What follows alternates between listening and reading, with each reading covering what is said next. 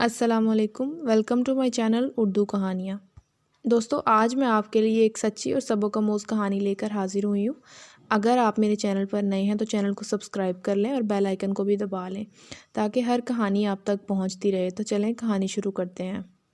یہ کہانی جو میں آپ کو سنانے جا رہی ہوں میرے کزن نے مجھے سنائی ہے اور اسی کی زبانی میں آپ کو سنا رہی ہوں۔ میرے کزن کا نام ساجد ہے اور اب وہ ایک کمانڈو بن چکا ہے۔ یہ ان دنوں کی بات ہے جب میں ٹریننگ کر رہا تھا۔ کمانڈو کی ٹریننگ بہت ہی مشکل ہوتی ہے۔ ہماری آخری ٹریننگ جنگل میں تھی جس میں ہمیں یہ سکھایا جانا تھا کہ اگر ہمیں کہیں بھی جنگلوں میں رکنا پڑ جائے تو ہم وہاں کیسے رکیں گے۔ ہم ٹوٹل 16 فوجی تھے اور ہمارے ساتھ ہمارے ایک سینئر کمانڈو تھے۔ ہم تمام فوجی پک اپ میں سوار ہوئے اور جنگل پہنچ گئے۔ ہمارے پاس کھانے پینے کا سارا سامان موجود تھا اور ایک پانی کا ٹینک۔ بس ہمیں اپنی عارضی رہائش خود بنانی تھی جو ہماری ٹریننگ میں شامل تھا۔ ہم صبح فجر کے وقت وہاں پہنچے اور کیونکہ ہمیں اپنی رہائش بنانی تھی تو ہم 4 فوجی گروپ میں تقسیم کر دیے گئے اور اپنے اپنے اوزار لے کر جنگل میں داخل ہو گئے۔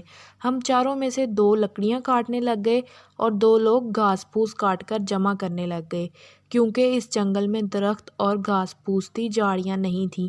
ویسے بھی ہمیں چوپڑی بنانے کے لیے لکڑیاں اور گھاس پھوس چاہیے تھی۔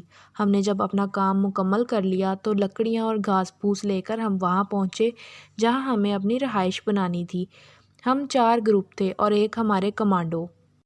ہر گروپ کو ایک ایک جھونپڑی بنانی تھی۔ فوجیوں نے زمین پر نشان لگایا، لکڑیاں زمین میں گاڑ کر دیواروں پر گھاس پھوس ڈال دی اور چھت بھی گھاس پھوس سے ڈھانپ دی۔ ہماری رہائش کا شام تک مکمل تیار ہو چکی تھی، بس ہم نے چند دن وہاں گزارنے تھے۔ یہ ہماری ٹریننگ کا حصہ تھا۔ کھانا کھایا اور اس کے بعد ہم لوگ سو گئے کیونکہ ہم کافی زیادہ تھک چکے تھے۔ صبح وہی روٹین۔ جب اگلی رات ہوئی تو میں اور باقی 3 دوستوں نے شکار کا پروگرام بنایا اور اپنے کمانڈو سے اجازت لے کر ہم جنگل کی طرف روانہ ہو گئے۔ ہم چاروں کے پاس ایک ایک ٹارچ تھی۔ جب ہم جنگل میں شکار کی تلاش میں بہت آگے نکل چکے تھے اور جنگل مزید گھنا ہوتا جا رہا تھا، کوئی خطرناک جانور بھی وہاں آ سکتا تھا، سانپ یا کوئی اور جانور۔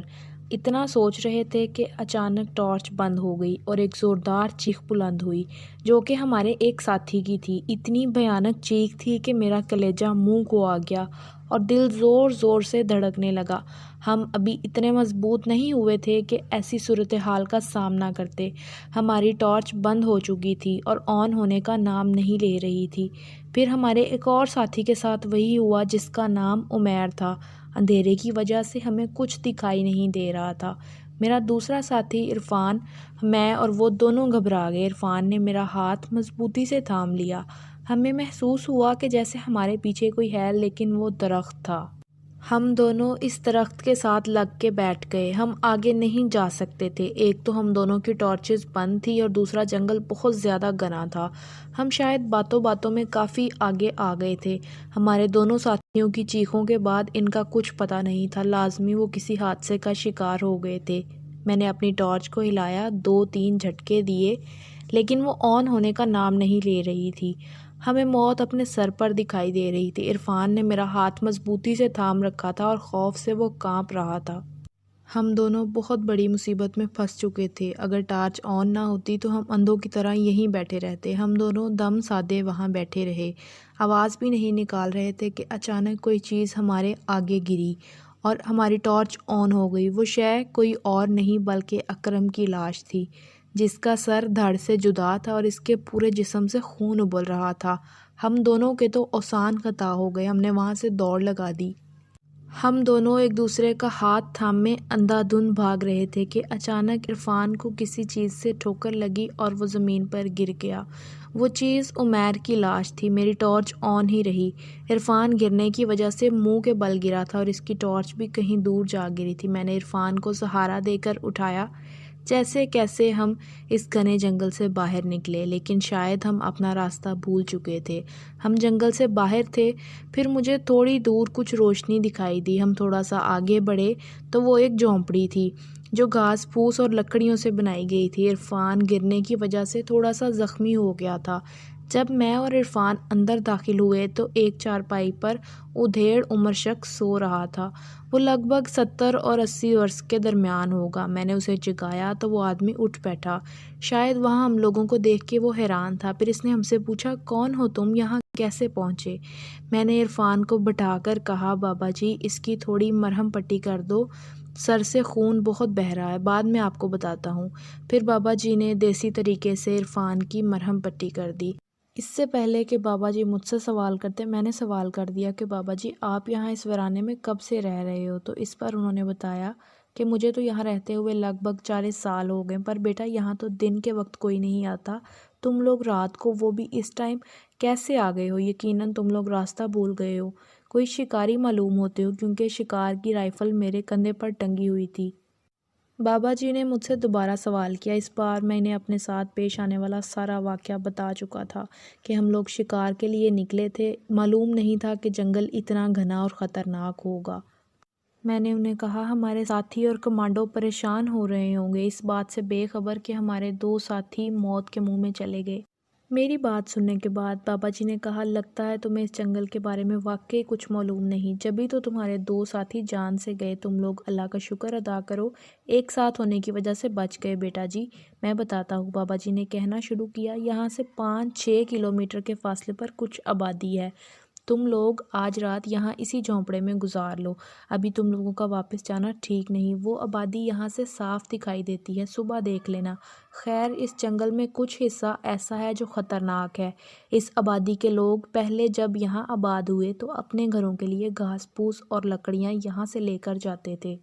تقریباً 13-14 لوگ اس جنگل میں راستہ بھولنے کی وجہ سے اپنی جان سے گئے۔ اب تو یہاں کوئی نہیں آتا۔ اس جنگل کا کچھ حصہ جس کے بارے میں مشہور ہے کہ یہاں جنات کا بسیرا ہے اور بہت ہی خطرناک مخلوق ہے۔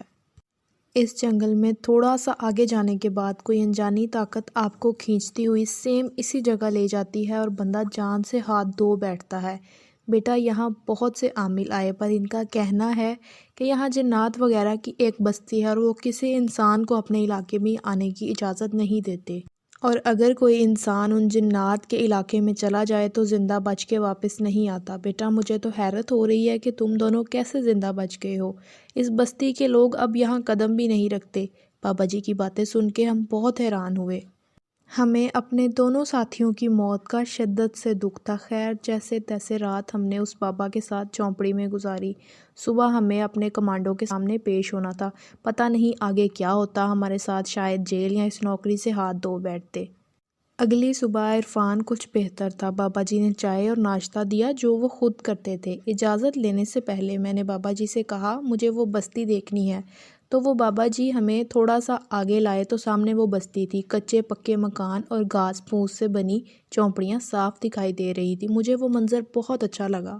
میں سوچنے لگا کہ آج کی دنیا بھی ایسی ہو سکتی ہے، اتنی سادہ۔ خیر ہم نے بابا جی کا شکریہ ادا کیا اور چل پڑے۔ دن کے وقت اتنا خطرہ نہیں تھا، بابا جی نے ہمیں راستہ سمجھا کر بھیجا تھا۔